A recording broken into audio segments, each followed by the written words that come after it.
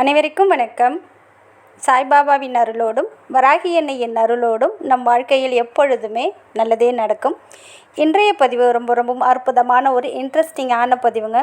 உங்கள் வாழ்க்கையில் எவ்வளவு உழைத்தாலும் பணம் உங்கள் கையில் தங்கவே மாட்டேங்குது அப்படின்னு சொல்கிற அனைவருக்குமே இது நல்ல ஒரு பலனை தரக்கூடியது. அது மட்டும் கிடையாதுங்க, நிறைய வாய்ப்புகள் வருது, ஆனால் ஒன்றுமே எனக்கு கிடைக்க மாட்டேங்குது, விலகி போயிடுது அப்படின்னாலும் சரி, வீட்டில் ஒரு எந்த நல்லதுமே நடக்க மாட்டேங்குது, ஒரே நெகட்டிவாக இருக்குது, வீட்டில் நல்ல சக்தி இல்லாதது போல் இருக்குது அப்படின்னு நீங்கள் நினைக்கிற அனைவருக்குமே இது அற்புதமான பலனை தரக்கூடிய ஒரு அற்புதமான ஒரு பதிவுங்க.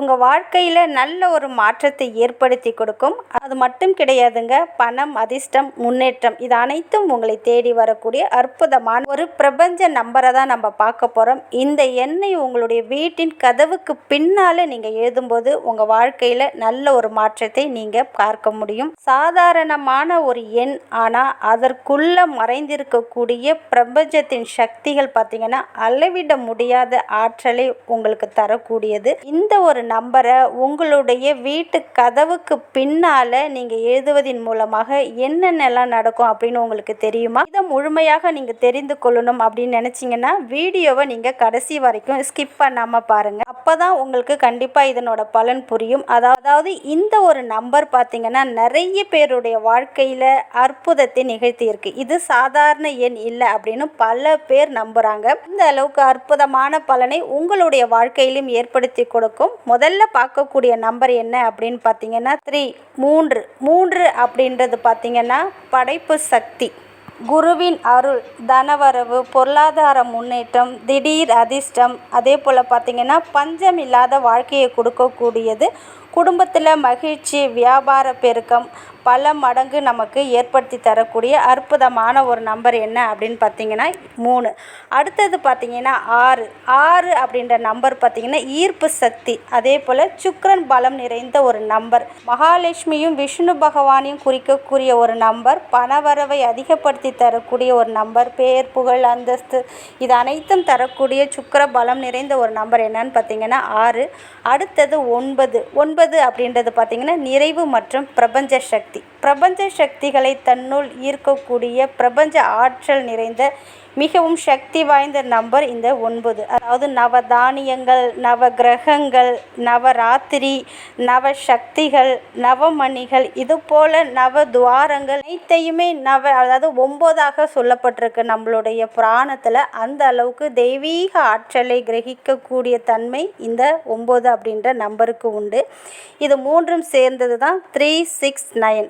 அதாவது இந்த 3 எண்களும் ஒன்றாக சேரும்போது ஒரு அதிர்வலையை உருவாக்கும் அப்படின்னு சொல்கிறாங்க. உங்களுடைய எண்ணங்கள், உங்கள் வீட்டின் சக்திகள், உங்களுடைய வாழ்க்கையின் ஓட்டம் இதை அனைத்தையும் நேர்மறையாக மாற்ற உதவக்கூடிய ஒரு அற்புதமான எண்ணாக இந்த நம்பர் சொல்லப்பட்டிருக்கு. இப்போ இந்த நம்பரை நம்ம எப்படி யூஸ் பண்ணணும் அப்படின்னு பார்த்தீங்கன்னா, அதாவது நீங்கள் எந்த நிறத்தில் இருக்கக்கூடிய பெண்ணாக கூட இருக்கலாம், சிவப்பு நிறத்தில் இருக்கக்கூடியது, இல்லைன்னா நீல நிறத்தில் இருக்கக்கூடிய பேனா, ஸ்கெட்ச் பென், மார்க்கர் என்ன இருக்கோ எடுத்துக்கோங்க. இதை எந்த நாளில் வேண்டுமென்றாலும் நீங்கள் எழுதலாம். அதாவது ராவுகாலம் யமகண்டத்தை தவிர்த்து விட்டு அதிகாலையில் பிரம்ம முகூர்த்தத்திலையும் நீங்கள் எழுதலாம், மாலை நேரத்திலையும் நீங்கள் எழுதலாம், எந்த நாளில் வேண்டுமென்றாலும் எழுதலாம். வாரத்தில் ஒரு முறை மட்டும் எழுதினா போதும். அந்த ஒரு வாரம் முடிஞ்சதுக்கப்புறம் அந்த நம்பரை அழைச்சிட்டு திருப்பியும் நீங்கள் எழுதலாம். உங்களுடைய வீட்டின் முக்கிய கதவு இருக்குது பாருங்கள், அந்த கதவோட பின்புறத்தில், அதாவது வீட்டுக்குள்ளே உங்கள் கதவை மூடினதுக்கப்புறம் உங்களுக்கு கதவு தெரியும் பாருங்கள், அந்த கதவுல தான் நீங்கள் யாரிடமும் சொல்லாமல் ஏதாவது ஒரு இடத்துல சின்னதாக 369 அப்படின்ற நம்பரை எழுதுங்க.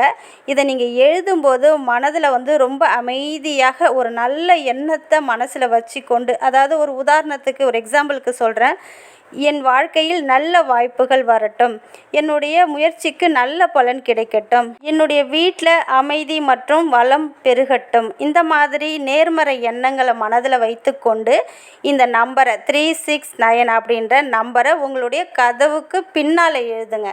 அதாவது நீங்கள் வெளியிலேருந்து வரீங்க பாருங்கள், வந்ததுக்கப்புறம் கதவை சாத்துறீங்க பாருங்கள், சாத்தினதுக்கப்புறம் அந்த கதவுக்கு பின்னாடி இந்த நம்பரை நீங்கள் எழுதணும். இப்படி எழுதி முடித்ததுக்கு பிறகு கண்ணை மூடி உங்கள் வீட்டை ஒரு பொன்னான ஒளி வந்து சூழ்ந்திருப்பதாக ஒரு இமேஜினேஷன் பண்ணிக்கோங்க. உங்கள் வீடு முழுவதும் தங்க ஒளி, சூரிய ஒளியோட கோல்டன் ஒளின்னு சொல்லுவாங்க இல்லையா, அந்த மாதிரி ஒரு ஒளி உங்கள் வீடு முழுவதும் பரவி இருக்கிறது போல் நீங்கள் ஒரு இமேஜினேஷன் பண்ணிக்கோங்க. உங்கள் வாழ்க்கையில் புதிய வாய்ப்புகள் திறக்கப்படுவது போல், மன அமைதி கிடைக்கிறது போல், உங்களுடைய கோல் அதாவது உங்களுடைய இலக்குகளுக்கு அருகில் நீங்கள் செல்வது போல், இது போல் சில நிமிடங்கள் மற்றும் நீங்கள் பாசிட்டிவாக நினைங்க. உங்கள் வீட்டில் இந்த நம்பரை எழுதுனதுக்கு அப்புறம் இப்படி நீங்கள் என்னென்னலாம் நினைக்கிறீங்களோ அது எல்லாம் உங்களுக்கு ஒவ்வொன்றாக நடக்க ஆரம்பிக்கும்.